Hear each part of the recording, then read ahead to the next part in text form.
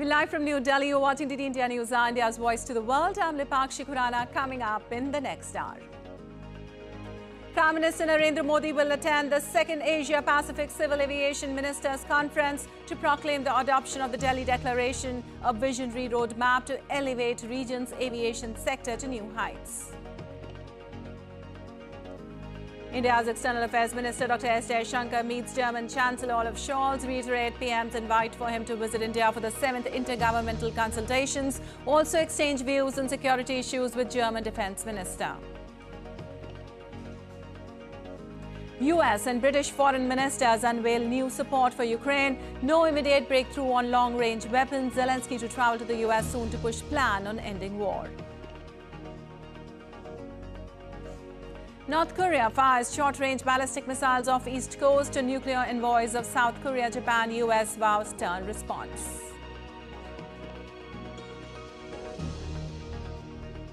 Hurricane Francine makes landfall in southern Louisiana. Storm downgraded to a tropical storm, but the danger is far from over. Louisiana issues evacuation orders, curfews set.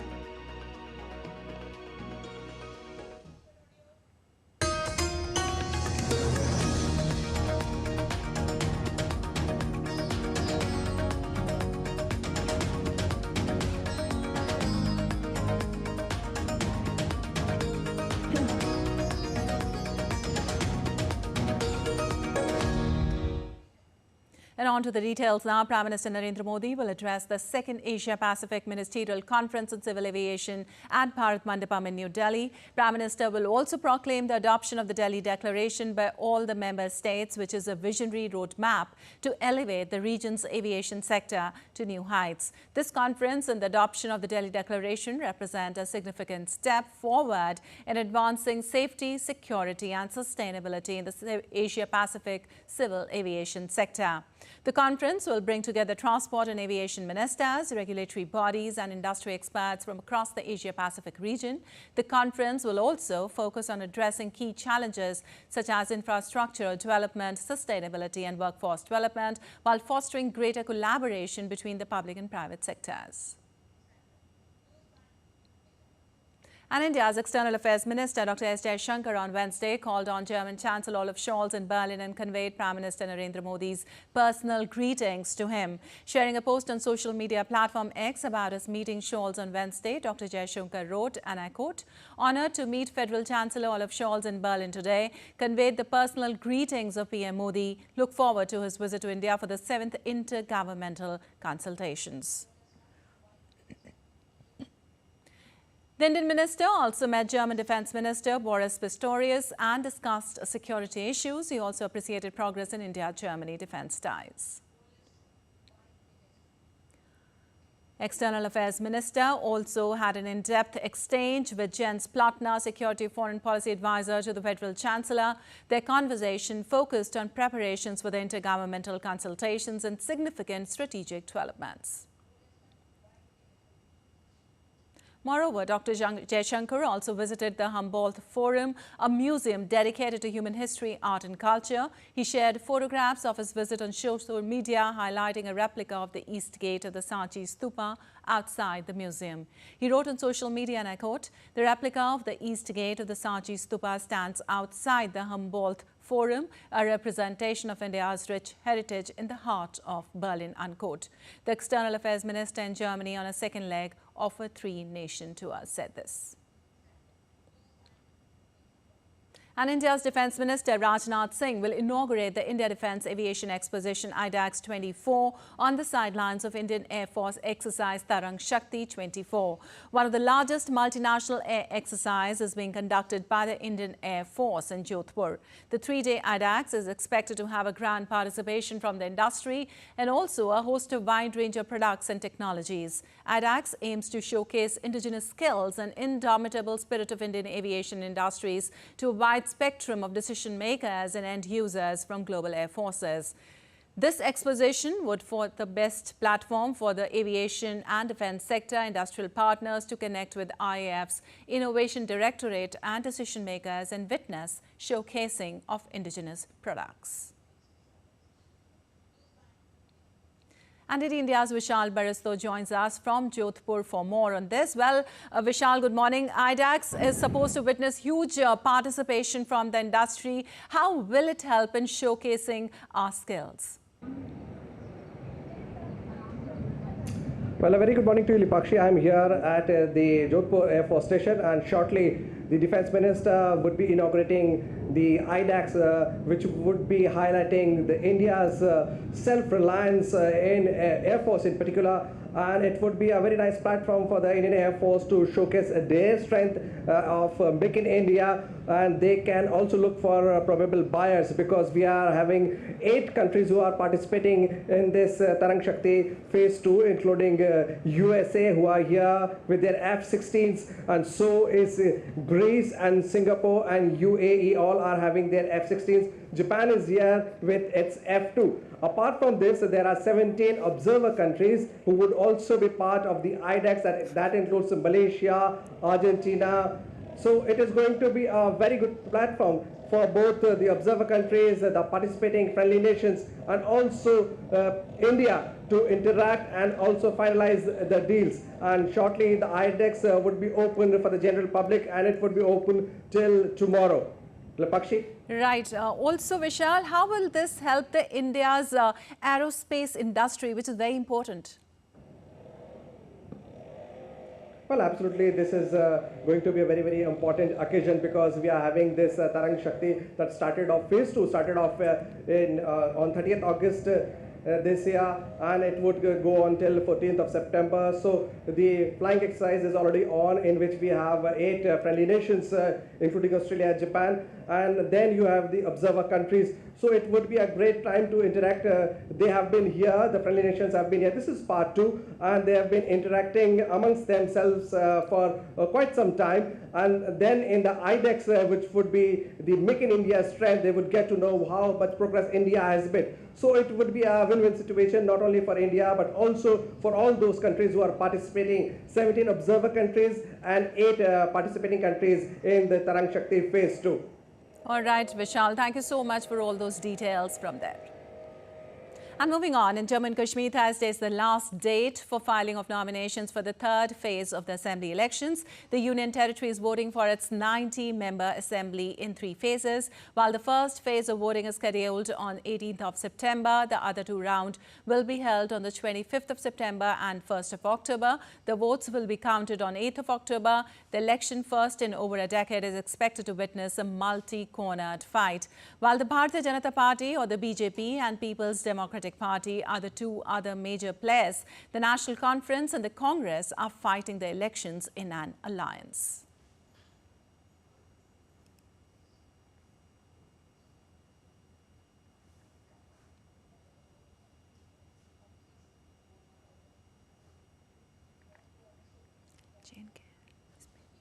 Well, Jammu and Kashmir elections round the corner. In Jammu and Kashmir, Thursday, that is today, is the last date for filing of nominations for the 3rd phase of assembly elections.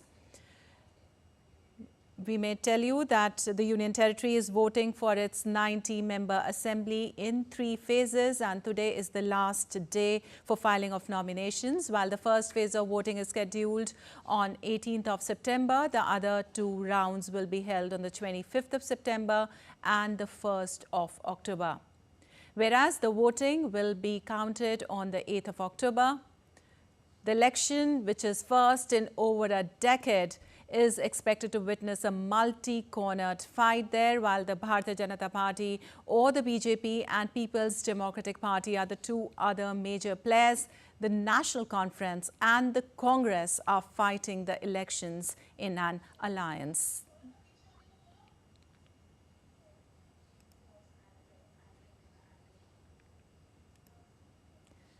Today is the last date for filing of nominations for the 3rd phase of assembly elections in the Union Territory.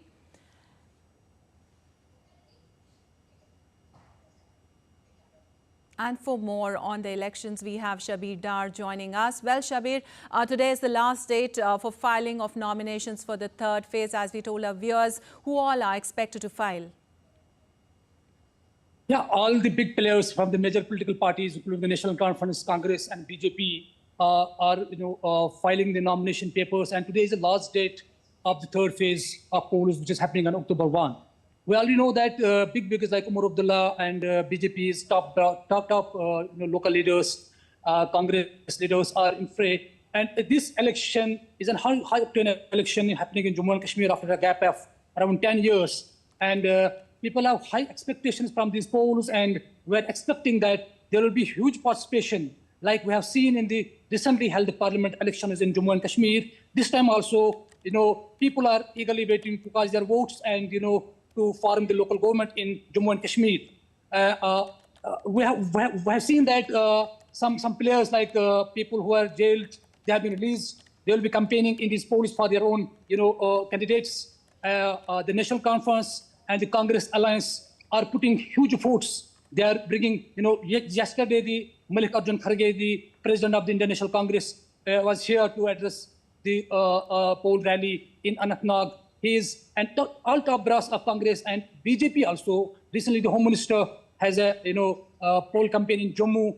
They are trying to canvass the support of the people, because this election is also very important for the BJP, given the fact that post 2019, when Jammu and Kashmir was divided into 2 union territories and Article 370 was revoked.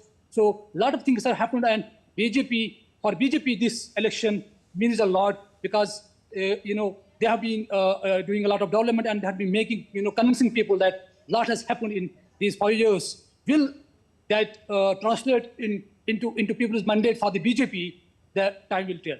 All right, people are excited and, of course, as you said, eagerly waiting for the elections. Thank you so much, Shabir, for all those details from there. And moving on, Enforcement Directorate on Thursday is conducting search operation at 4 locations of Kolkata related to RG Kar corruption case. The 2 locations is directly related to the former principal of RG Kar Medical College and Hospital, Sandeep Ghosh, and 2 more of his close associates. ED and CBI simultaneously investigating rape and murder of lady doctor and corruption by Sandeep Ghosh. Earlier, a CBI court remanded Sandeep Ghosh and 3 others to judicial custody till the 23rd of September. And now let's take a look at other stories making news today. A suspected grenade blast occurred in Chandigarh in the northern Indian state of Punjab on Wednesday near a house reportedly owned by a non-resident Indian. The house owner claimed that 2 individuals in an auto rickshaw hurled a grenade at the property. The Chandigarh police, alongside forensic experts from the Central Forensic Science Laboratory, arrived at the scene to collect evidence and determine the nature of the explosive device.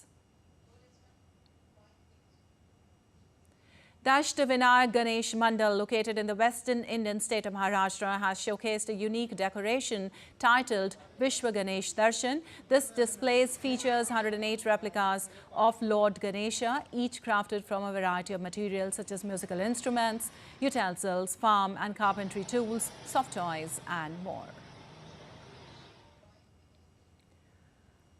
The holy Indian city of Ayodhya will soon add another attraction to its list of must-visit places. Ram Sita Bhul Bhulaiya or Ram Sita Maze is being built in the North Indian temple city under the Smart City scheme. The maze will be completed within a week. And still to come on DD India News Hour. Hamas expresses readiness to implement immediate ceasefire without new conditions in Cairo. With erratic weather around the world, Cabinet approves mission Mausam to create a more weather-ready and climate-smart Bharat. And UK's PM Starmer promises 10-year plan to fix health service in crisis, putting a greater focus on preventing people getting sick.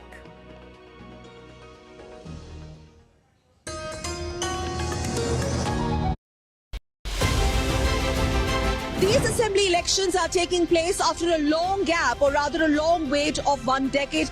And in 2019, post-abrogation of Article 370, Pulwama in South Kashmir, which once used to be the hotbed of terror, has changed. 370 हटने के बाद, 35 हटने के बाद जो यहाँ पे जो विकास के काम हुए हैं, यहाँ पे एम्स बने हैं, यहाँ पे कॉलेज नए-नए बने हैं तरक्की, शांति, खुशहाली, एजुकेशन जो हम वोट चाहते हैं, अगर हम किसको दें, जिस पे हम एक्सपेक्टेशन करते हैं कल को ये हमारे समाज में काम करेंगे युवाओं के लिए. This is the change that Kashmir is witnessing.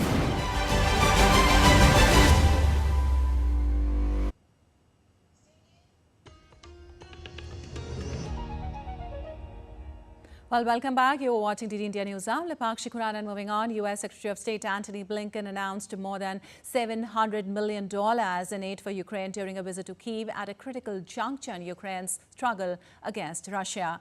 At a news conference with Ukrainian Foreign Minister Andriy Sybiha and British Foreign Secretary David Lammy, Blinken unveiled new support but no breakthrough on the long-range strikes into Russia desperately sought by Ukraine.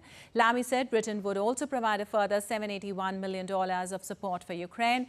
Blinken has declined to say whether Washington would give permission, but said U.S. President Joe Biden would likely discuss the use of long-range missiles with UK Prime Minister Sir Keir Starmer at the White House on Friday. Well, Blinken and Lammy met President Volodymyr Zelensky, who has repeatedly called for allies to loosen limits on the use of Western-supplied weapons and long-range missiles to limit Moscow's ability to launch attacks. The US and UK have not given Ukraine permission to use long-range missiles against targets inside Russia for fear of escalation. Blinken and Lammy are expected to push Ukraine for more information on its strategic aims as they consider whether to give the go-ahead.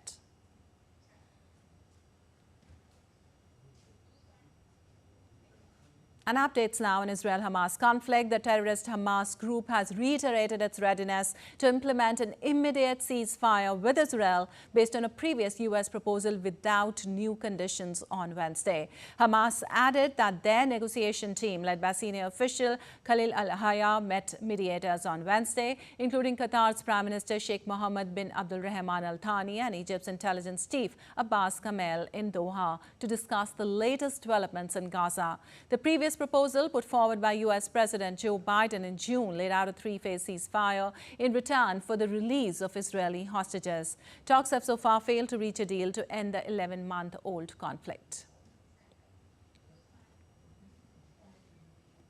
And explosions and smoke was seen over Israel's northern border with Lebanon on Wednesday as the Israeli army said it struck several Hezbollah targets in the neighboring country. The Israeli military added approximately 30 projectiles crossed from Lebanese territory into northern Israel, falling into an open area without any injuries. There have been daily exchanges of fire between Israel and Hezbollah since the conflict. Israeli leaders have said they would prefer to resolve the conflict through an agreement that would push Iran-backed Hezbollah away from the border.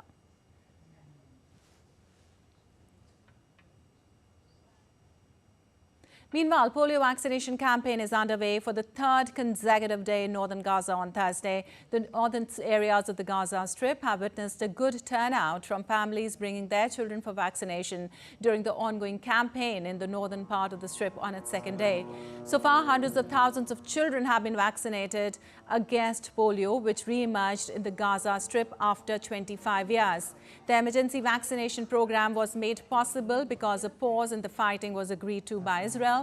The final round of first dose of polio vaccination is set to wrap up this week.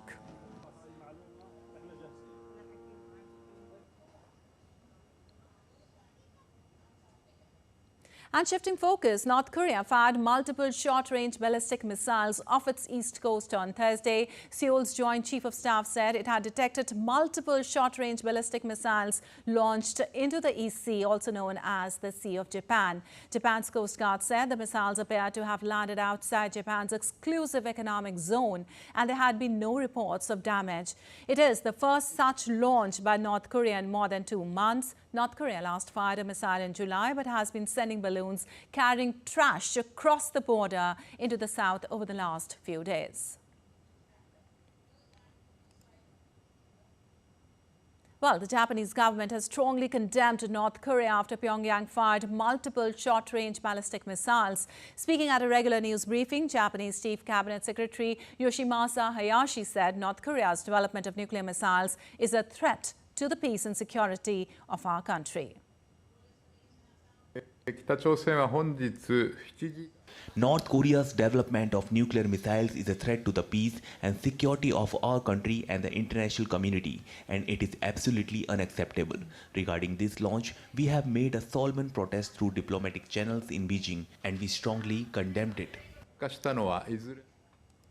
Well, moving on to Britain, where Prime Minister Keir Starmer has promised a 10-year plan to fix health service, which is in the crisis. Starmer's reaction comes after an independent report found the system to be in critical condition. Report published by Ara Darzi, a surgeon who is commissioned to examine the state of national health service by government, found that the NHS entered the COVID-19 pandemic with resilience at an all-time low due to the lack of investment. Starmer said he wanted to frame the new plan around shifting the NHS from analog to digital, putting more care in the community rather than in hospitals, and a greater focus on preventing people getting sick to start with.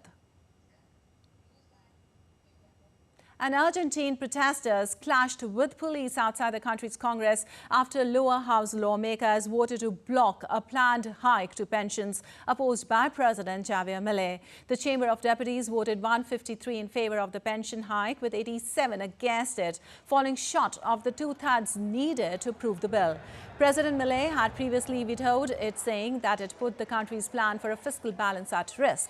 As news of the vote spread, hundreds of people protested in central Buenos Aires and clashed with security forces with riot gear in the streets. Argentina's government is pushing a tough austerity package of spending cuts to overturn years of fiscal deficits and tame high inflation.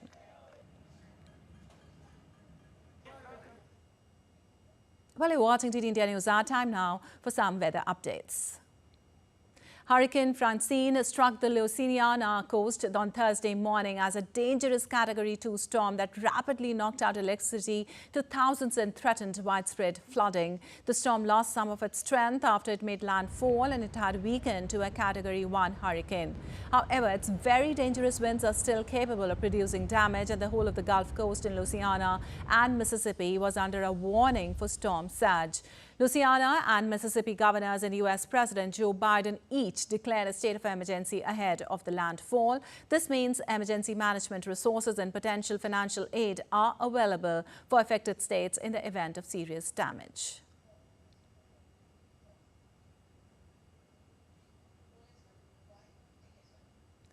Meanwhile, in Vietnam, Typhoon Yagi, the most powerful storm to hit Asia this year, has wreaked havoc across the Southeast Asian nation, leaving a trail of destruction and claiming at least 179 lives in its wake. As the Red River swelled to a 20-year high, thousands of residents in Hanoi were forced to evacuate their homes, leaving streets submerged in water. The storm, which made landfall on Saturday in the northern part of the country, brought torrential rains and strong winds, leading to widespread flooding and landslides. The flooding caused significant damage to infrastructure, including the collapse of a bridge on Monday. Well, as a result of the flooding, schools in Hanoi have been forced to close for the rest of the week, and thousands of residents in low-lying areas have been evacuated to safety.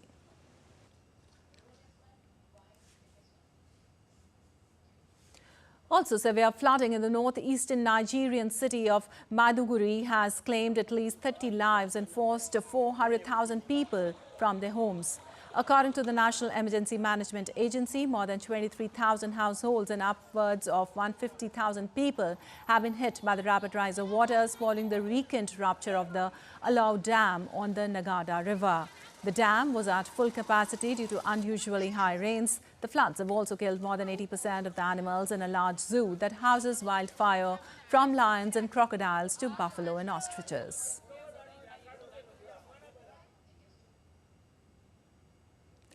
The Indian Meteorological Department issued red alert for heavy showers on Thursday in North India's Uttarakhand, Uttar Pradesh and central Indian state of Madhya Pradesh. Meanwhile, Haryana, Delhi and Rajasthan are on orange alert. The Weather Office warned against isolated wet spells in Uttar Pradesh and Rajasthan until 15th of September, in Uttarakhand and Haryana, Chandigarh until September 14th. In Himachal Pradesh on September 12th and 13th, the Weather Department has also predicted heavy rainfall over Assam, Meghalaya and Arunachal Pradesh for the next few days. Meanwhile, several parts of Delhi received a light rainfall today. According to IMD, the national capital is expected to witness a generally cloudy sky with moderate rainfall for the next 6 days.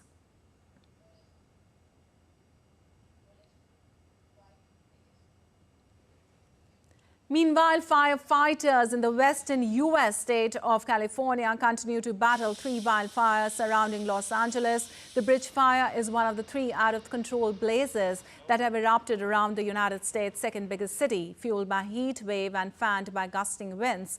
The wildfires have torched dozens of mountain homes and has forced thousands to evacuate in towns and cities. Thousands of firefighters with support from the U.S. National Guards are battling to slow the spread of fires. Governor Gavin Newsom declared a state of emergency and said he had secured federal funds to fight the fires. Group of Hungarian lawmakers and representatives of NGOs met on a dried-out sandbank of the Tisza River on Wednesday. The meeting aimed to sound alarm over drought in July and August that damaged key crops. Water levels in the Tisza River dropped sharply after repeated record heat waves, which also hit other European countries. Hungary's Homokstag region, a key agricultural area growing corn, grain and sunflowers, is battling severe droughts. The committee chair and an independent opposition MP, Laszlo Laurent Keresztes, have also warned that Hungary would dry out of water if not proper climate measures are taken. And the world is witnessing extreme climate events with alarming intensity. Be it cyclonic storm or heavy rainfall, drought or wildfires caused by excessive heat waves, human beings are fighting the nature's fury all across the globe. Indian government has taken a much-needed step to augment, boost weather and climate-related science, research and services. India's Cabinet Committee has approved a mission Mausam with an outlay of 2,000 crore rupees. Let's take a look at its main features. Envisaged to be a multifaceted and transformative initiative, the mission will tremendously boost weather and climate-related science. Its focus is to provide highly accurate and timely weather and climate information. This includes monsoon forecast, alerts for air quality, extreme weather events and cyclones, weather interventions for managing fog, hail and rain.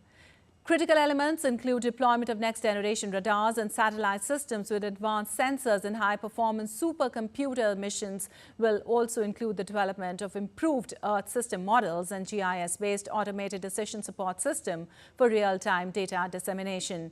It will integrate advanced observation systems, high-performance computing, and cutting-edge technologies like artificial intelligence. It will help in tackling extreme weather events and the impacts of climate change.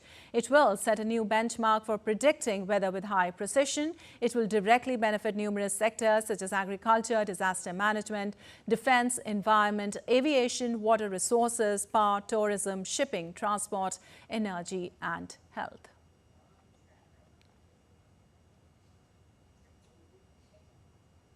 And still to come on DD India News Hour. As Sri Lanka votes on 21st of September to elect the 9th executive president, today is the last day for postal voting. Boeing faces possible strike amid worker discontent. And Russian and US Soyuz crew successfully enters International Space Station to spend 202 days on board.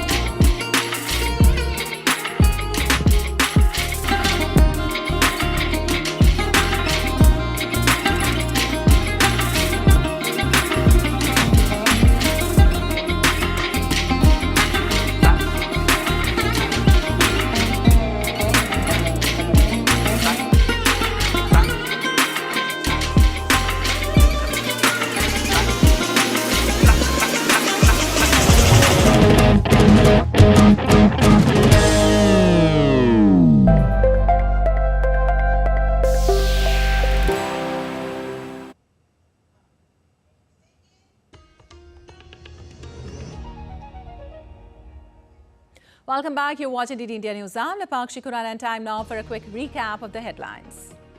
Prime Minister Narendra Modi will attend the second Asia-Pacific Civil Aviation Ministers' Conference to proclaim the adoption of the Delhi Declaration, a visionary roadmap to elevate region's aviation sector to new heights.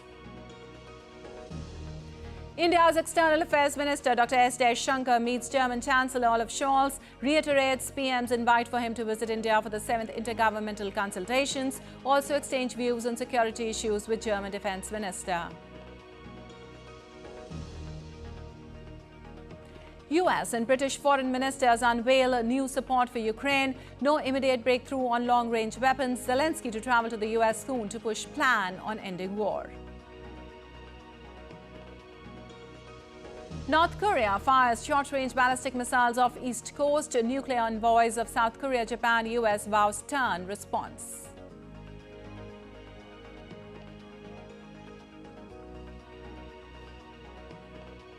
And Hurricane Francine makes landfall in southern Louisiana. Storm downgraded to a tropical storm, but the danger is far from over. Louisiana issues evacuation orders. Curfew set.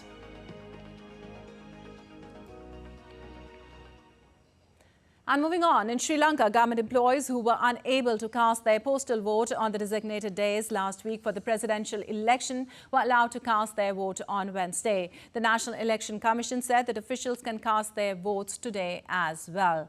The poll body added that those government employees who do not cast their postal ballots within these 2 days will not have further opportunities for them to exercise their franchise. Postal voters were urged to visit the district elections office or the divisional secretariat where their workplace is located to cast their votes. Postal voting for over 7,12,000 government employees and armed forces staff was allowed on the 4th, 5th and 6th of September. Postal Department officials had said that over 80% of votes were received by them during the designated days. Sri Lanka votes on 21st of September to elect the 9th executive president in the first elections after the economic crisis witnessed in 2022. Incumbent President Ranil Wickremesinghe, opposition leader Sajid Premadasa and leftist leader Anurag Kumara Dissanayake are seen as the front runners in the election.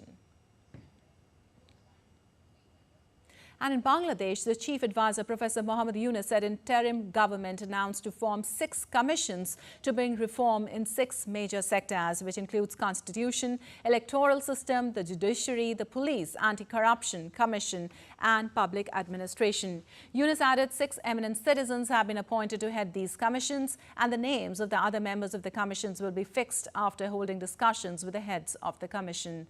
The commissions are expected to start their functions from 1st of October and complete their work within the next 3 months. Yunus said the main reform plan is to establish a fair election system and good governance.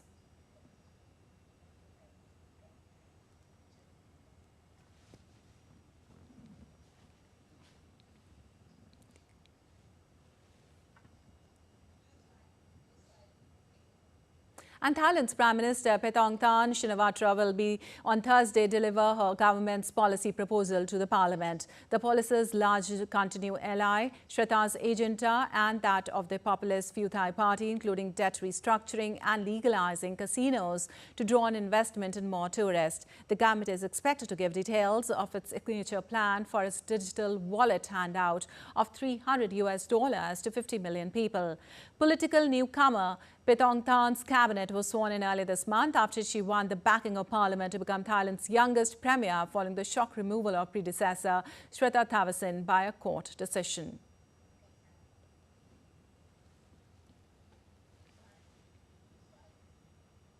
Well, the 14th meeting of BRICS high-ranking officials responsible for security matters or National Security Advisor kicked off on Wednesday morning. We get you this detailed report. This is a security forum of the BRICS nations, but not just the BRICS nations, but rather this event is happening under the umbrella of the bloc because it does go beyond just BRICS and even just those who have publicly aspired to join the alliance. Basically, this is, again, security heads of more than 20 nations are here in St. Petersburg, the Venice of the North, Russia's northern capital. Lots of nicknames for this beautiful, beautiful town. They're all here, and headlining this event is Russia's former defense minister and now secretary of Russia's Security Council, Sergei Shoigu. Again, he is headlining this event when it comes to the hosting nation. But again, as I've said, this goes beyond just BRICS. More than representatives from more than 20 countries are here, which is one of the indicators that this bloc, that this alliance and this format continues to spark international interest. Now, another proof and another evident detail and evident sign of this fact is the latest big announcement by Turkey that it is seeking full membership within the bloc. Now, this is a bold move on behalf of Ankara because BRICS is something of antithesis to the US-dominated world, which Turkey, given it's a major NATO ally, is of course a big part of. So this is definitely something to look out for, even when it comes to the broader state of affairs, not just as to how Turkey's application fares, but also how the United States and Turkey's NATO allies are to respond to Ankara looking basically to join and to reap benefits from, well, participating and playing for a different team. But again, this is when it comes to the broader state of affairs. Going back to the events here in St. Petersburg, basically here a big emphasis is made on the participation of the countries that have been known lately as the Global South. Again, this platform provides something of a unique opportunity for them to expand on the already existing dialogue between the countries of the Global South and other nations from all around the world, to build up on their relations, to expand their ties, and in general to even include new members into their diplomatic and security weave. And in general, this is one of the many events that are, well, they are something of a preambular, they are something of a warm-up towards the major, the big, the main BRICS summit, which Russia is set to host next month already. Well, the United Nations Security Council unanimously agreed to renew the sanctions levied on Sudan for a year. This means that the arms embargo, assets freezes and travel bans will continue till 12th of September 2025. The International Fact-Finding Mission for Sudan and its report submitted on September 5th had recommended expanding the existing arms embargo in the western Sudanese region of Darfur throughout the country. The aim with this would be to stem the supply of weapons, ammunition and other logistical or financial support to the warring parties and prevent further escalation.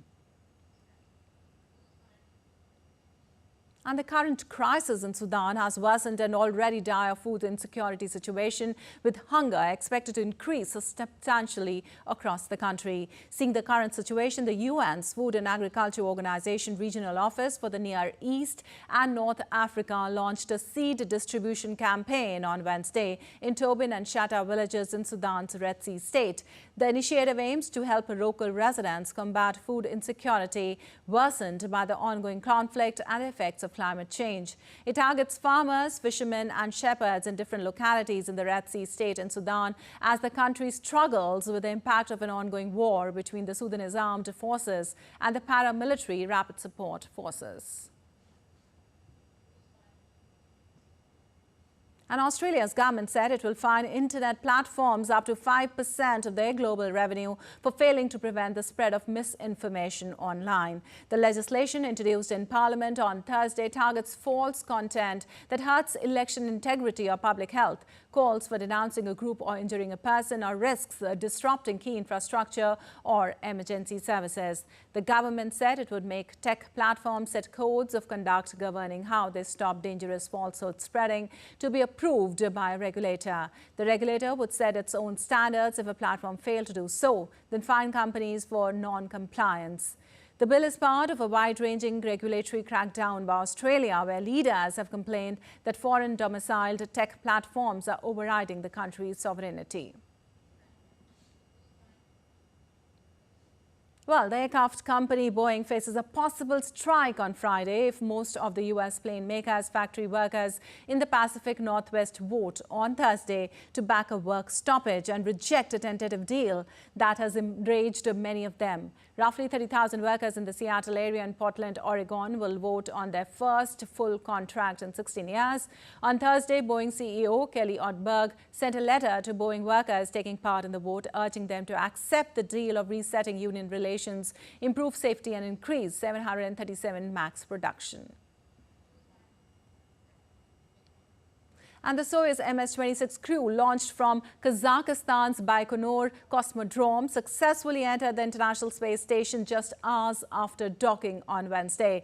NASA astronaut Don Petit, along with Russian cosmonauts Alexei Ovechinin and Ivan Wagner, joined the 16 astronauts already on board in ICS. This brings the total number of humans in Earth's orbit to a record-breaking 19. The crew will spend 202 days on board International Space Station and will return on the 1st of April 2025. Roscosmos, Russian space agency, said 42 scientific experiments are planned for the 6-month mission.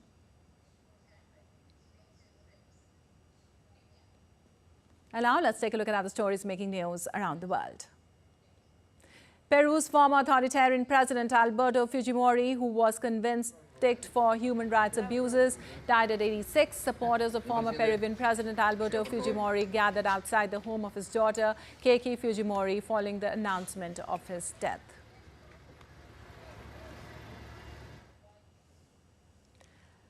After visiting East Timor, Pope Francis arrived in Singapore, where he was welcomed at the airport by the Ministry of Culture, Community and Youth. The visit is the last leg of his trip in the Asia-Pacific region before going back to Rome on Friday.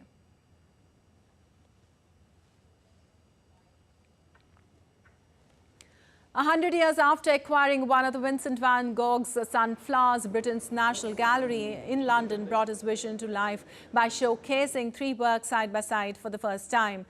The triptych, which features 2 of her sunflower series, forms part of a major exhibition dedicated to the Dutch painter entitled Van Gogh, Poets and Lovers. In honor of its official 50th birthday, this September 15, the London Dungeon has opened its archive for the first time, sharing a selection of the weirdest objects and real-life ghost stories from within its walls in the lead up to the Halloween. The collection includes a Victorian dentistry kit with vials of liquid cocaine and specks of blood on it, a haunted doll named Fanny Beckett, and the infamous Chappie Chopper.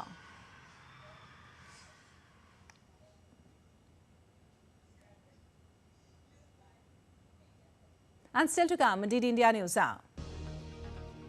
India starts with a bang at the Chess Olympiad 2024 with clean sweep against Morocco.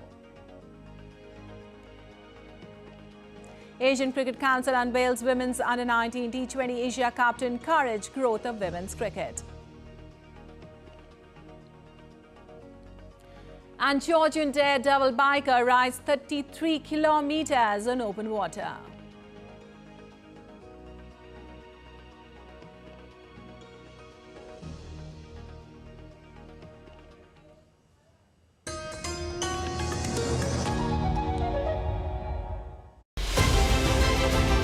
These assembly elections are taking place after a long gap, or rather a long wait of 1 decade. And in 2019, post-abrogation of Article 370, Pulwama in South Kashmir, which once used to be the hotbed of terror, has changed. 370 हटने के बाद, 35 हटने के बाद जो यहाँ पे जो विकास के काम हुए हैं, यहाँ पे एम्स बने हैं, यहाँ पे कॉलेज नए-नए बने हैं. तरक्की, शांति, खुशहाली, एजुकेशन, जो हम वोट चाहते हैं, अगर हम किसको दें, जिस पे हम एक्सपेक्टेशन करते हैं, कल को ये हमारे समाज में काम करेंगे, युवाओं के लिए. This is the change that Kashmir is witnessing.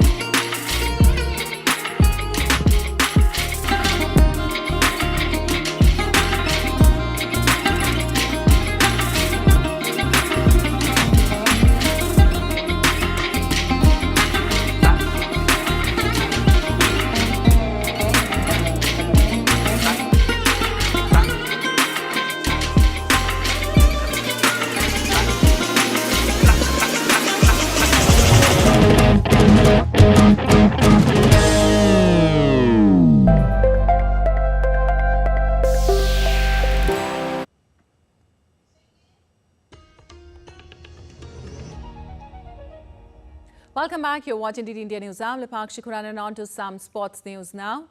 In hockey, the Indian hockey team will face South Korea in their penultimate group match of the Asian Champions Trophy on Thursday in Ulaanbaatar city of China. Defending champion India is off to a perfect start in the tournament. They're the only team to win all their matches so far. India defeated China 3-0 in the first match before dismantling Japan 5-1 in their second match and Malaysia 8-1 in the third match. The Harmanpreet Singh-led team now leads the points table with 9 points and have a foot in the semi-finals. India have been dominant in the tournament, scoring 16 goals and conceding to only 2.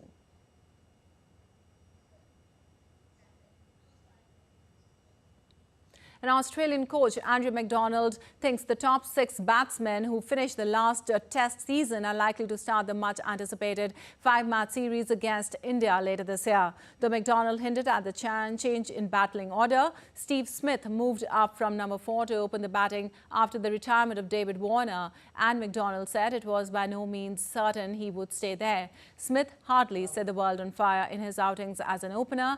The India series opens in Perth on the 22nd of November.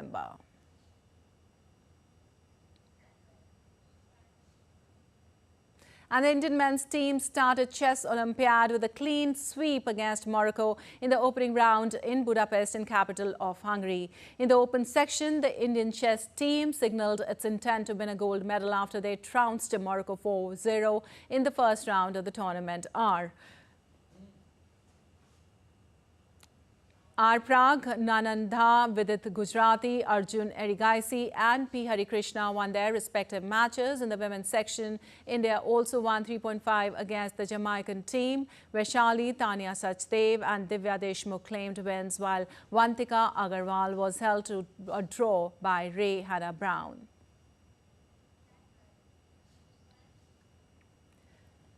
And the Asian Cricket Council has announced the launch of the Women's Under-19 T20 Asia Cup with the aim to encourage growth of women's cricket across the globe. The decision was made during the ACC Executive Board meeting in Kuala Lumpur. The tournament will take place every 2 years. Its objective is to give the players a preparatory platform for every edition of the ICC Women's Under-19 World Cup. The inaugural edition of the tournament is likely to be held in mid-December this year, prior to the Under-19 T20 World Cup that is scheduled to take place in Malaysia in January to February 2025.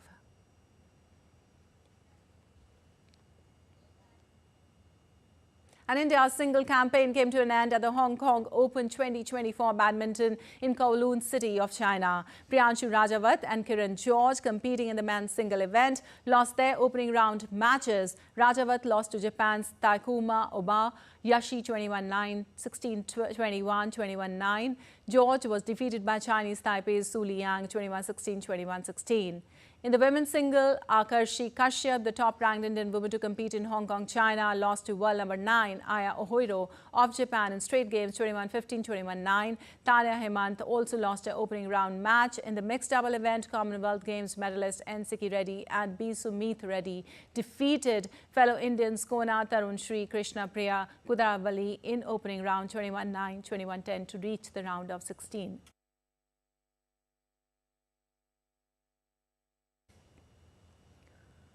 And Spain beat the Czech Republic 3-0 as they began the Davis Cup Finals group stage campaign with victory. Spain boasted Carlos Alcaraz in their ranks, but the world number 3 was given a scare against Czech Republic's Thomas Match. Alcaraz lost the first set tie-break before winning the second set 6-1, at which point Machak was forced to retire to hand Spain an unassailable 2-0 lead in Group B in Valencia. Early Roberto Bautista Agut has beaten Jiri Lehechka 7-6, 6-4. In the doubles, Carlos Alcaraz and Marcel Granollers had to come from behind to beat Jakub Mensik and Adam Pavelcik in a competitive rubber bid. Alcaraz sealed a 3-0 overall victory.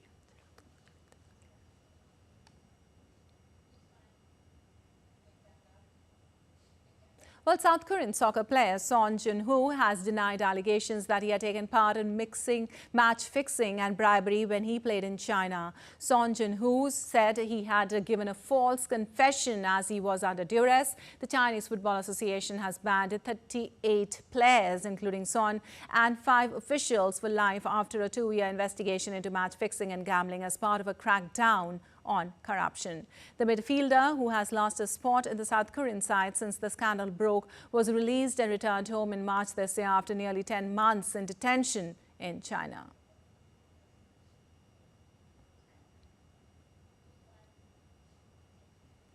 And ahead of the face-off against England's Red Roses, New Zealand women's rugby team, the Black Ferns, met UK King Charles III. The King was all smiles as he found himself at the centre of a warm embrace from the team. The King later made the squad laugh during an impromptu speech.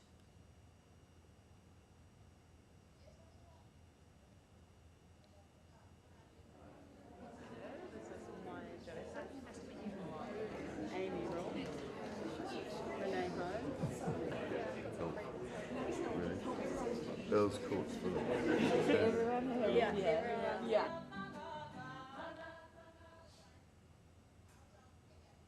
Georgian daredevil biker Georgi Gekildez rode 33 kilometers on the surface of the water on his modified motorcycle. He traveled the distance between two Georgian coastal towns of Kobaliti and Poti on the Black Sea. Take a look.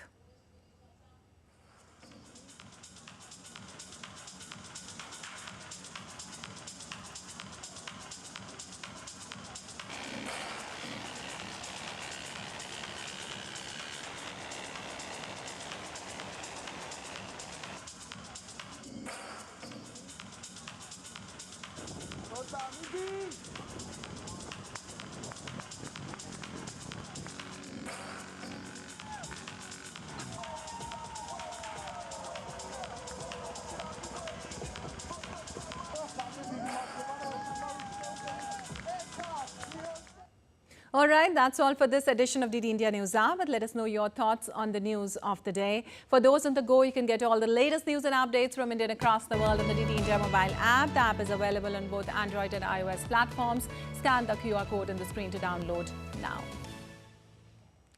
Well, we'll be back with more news as it breaks here on DD India. I'm Lipakshi Khurana from all of us here in Delhi. Thanks for watching DD India News Hour.